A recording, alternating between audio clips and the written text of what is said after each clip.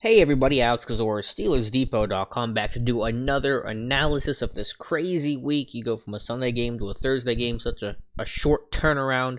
But wow, could not have gone better for the Pittsburgh Steelers as they roll the Panthers 52-21. Let me first say that I was wrong. I picked the Panthers to win this game.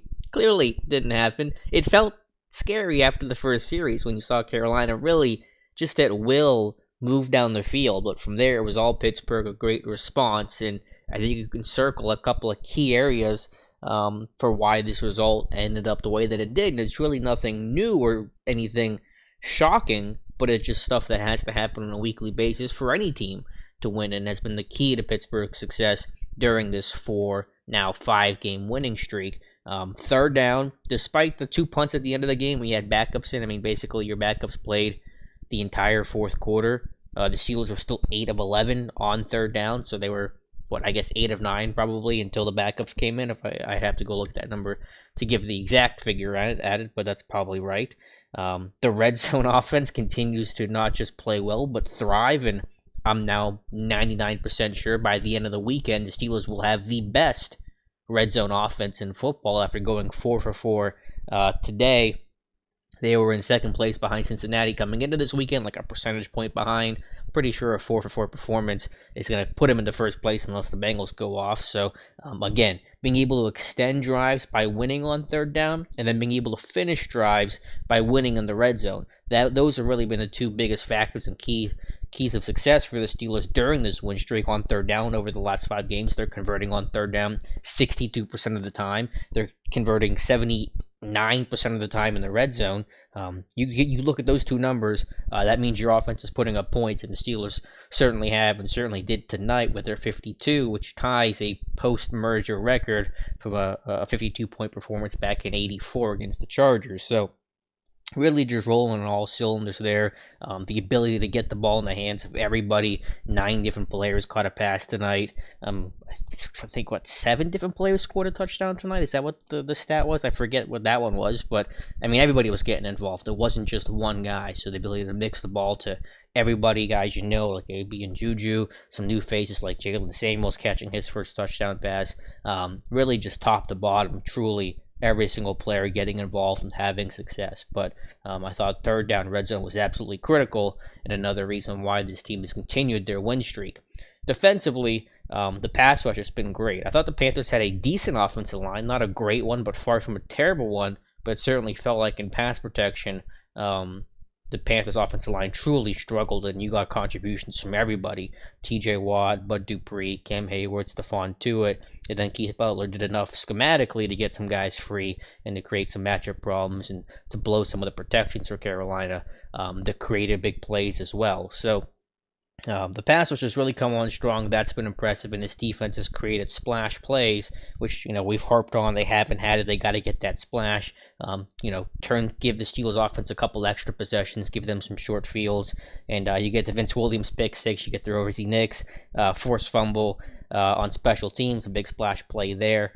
So you're getting it from different sources, and that was great to see. You sacked Cam Newton 5 times, and Newton really had not been sacked very much this year. I know, conventionally people think, well, Newton, a running quarterback, not the best offensive line, has been sacked a lot, but this year they've done a really nice job of protecting him. I've only been sacked 12 times coming into today, no more than 3 times in any one game. You get him 5 tonight. Which was huge. So the pass rush has really come on strong. You couple that with the splash plays, and that's the key to this defense's success overall. But that they were disciplined, that they played really well, they tackled, and while there were a couple hiccups in terms of defending McCaffrey in space, that was kind of expected. You knew that matchup was going to be a challenging one for Pittsburgh. They did, I think, well enough, and really just kind of messing with teams, getting them out of their game plan, out of their schedule, and making them one-dimensional because of the game circumstance. You're getting leads early now. You're putting teams behind, and you're forcing them to become one-dimensional. And, once Carolina really couldn't be as run-oriented as they would have liked to be, like you saw in the first drive, they couldn't do some of the pre-snap motion stuff and some of the read option stuff because they were down, they had to throw. It really limited and kind of shrunk down their playbook, let the Steelers defense pin their ears back and get pressure and make plays both with their pass rush and their front 7 and then in coverage as well. So that's been key. I think, I really haven't had teams be able to get comfortable and run the football effectively early and control the ball really, so to speak. So I think that's kind of a hidden reason why this defense has been successful, making teams one-dimensional, making them have to go through only their pass game. It's made the pass rush a whole lot better. No, I jumped around a little bit, but I wanted to kind of hit on those key areas, the third down, the red zone, and the pass rush, because those are certainly the biggest reasons why the Steelers were successful tonight. To round out the offense, though, offensive line did a great job again. Gave Ben, all the time in the world. Not a lot of issues there. Ben's been sacked 4 times in 6 games. I think Filer got beat once tonight by Julius Peppers, but hey, that's a Hall of Famer you're going against, so really no shame in that. But yeah, 4 times in 6 games, and one of those was Ben turtling against Baltimore. Another one came in Week 4 against Baltimore with a minute and a half left, and that game over, so that one barely counts. So really, probably only 2 true sacks in actual game time that were not intentional over the last 6 games, which is just a stupid good figure. So the offensive line continues to play really well.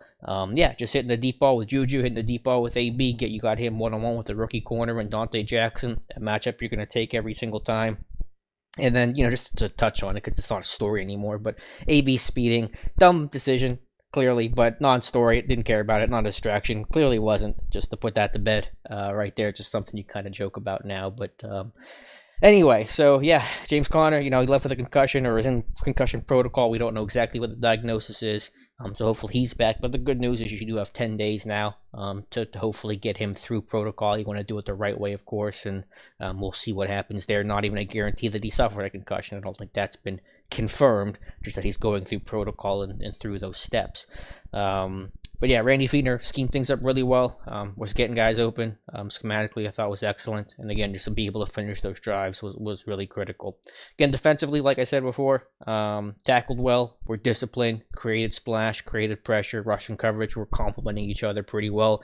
Some issues, obviously, getting McCaffrey, like I said, in space on those wheel routes, giving up some stuff over the middle on some of those crossers, and Panthers were kind of really working perimeter and short to medium middle, and Steelers really didn't have an answer for it in the first half. But like I said, once you get a big lead and you force teams to become one-dimensional, now they feel like they have to push the ball down the field more than they were. That lets your pass rush get on. You're taking longer drops. The route concepts take longer to develop, and you become a more effective pass rush kind of team. So it all kind of goes hand in hand. That's when we talk about rush and coverage going together. That's what we mean. The offense has to take longer drops. The pass rush gets home. The coverage, helps, force the quarterback to hold on to the football. And again, it all just goes hand in hand. So just really disciplined all around. And as I've said before, on these short weeks, you don't have a whole lot of time to game plan. It's a lot of mental reps. It's really about who's the better coach and the more fundamental team. And Pittsburgh was. They played more disciplined, had fewer communication breakdowns. The McCaffrey one was kind of a breakdown, but that was really the only one. They tackled better, and they weren't the more penalized team, which is super rare. Only 1 penalty in this game, and that was Artie Burns late in the game, playing very much, unfortunately, like Artie Burns. So, you have that recipe for success. You win the turnover battle. Ben was flawless. You win on third down. You win in the red zone. Boz hits a 50-yarder. You don't punt until the fourth quarter. You get splash on defense. You get splash on special teams. You get splash on offense. Just great game. This is the first. I don't know what's it. Well, maybe it is the first, but to me, it feels like really the first time all year the Steelers have come away with a victory where I really felt like, wow, this team feels different from where it's been. Not that they haven't played well during this win streak, of course they have, but it just kind of felt like, what you expect. The defense, high, low, kind of a variance team. The offense, getting it, doing just enough to get the job done. But with the way this defense tackled and played discipline and got a pass rush and really just kind of came together, I feel, me personally, a little different about it, where this team is at in a positive way, of course. And so just, something to chew on, I guess, going forward. If the defense can play like this and create the splash and the pass rush really starts to step up and develop, certainly this team will be right in the thick of things for a Super Bowl contention. That's where they want to be, of course, but I think that was kind of the missing piece, was that defense making some big plays and getting the pass rush home, and you felt like that was happening tonight against a really talented Panthers team. So if this wasn't a Cleveland or a Baltimore with their, struggling offense, or Cincinnati that really well and you got kind of take advantage of, and their tendencies, So I don't know. I just feel a little different about this one in a good way, and I'm really excited to go back to the tape for this one and see how this team adjusted and ultimately came out on top. So yeah, big win. Steelers certainly in the driver's seat in the AFC North. Don't have much else to add. You win 52-21. It's all good. I do wish James Washington would have caught a pass. It's really weird on the game where 9 different receivers caught a pass. James Washington couldn't catch one, but sometimes that's just how it goes. Just happy to get the victory in that kind of fashion is just phenomenal. So let me know your thoughts on this game and the state of this team going forward. Do you feel different about this team now that they've beaten a very legit playoff contender in the previously 6-2, now 6-3 Carolina Panthers? From where this team, the Steelers team, can go the rest of the way. Let me know your thoughts in the comments below.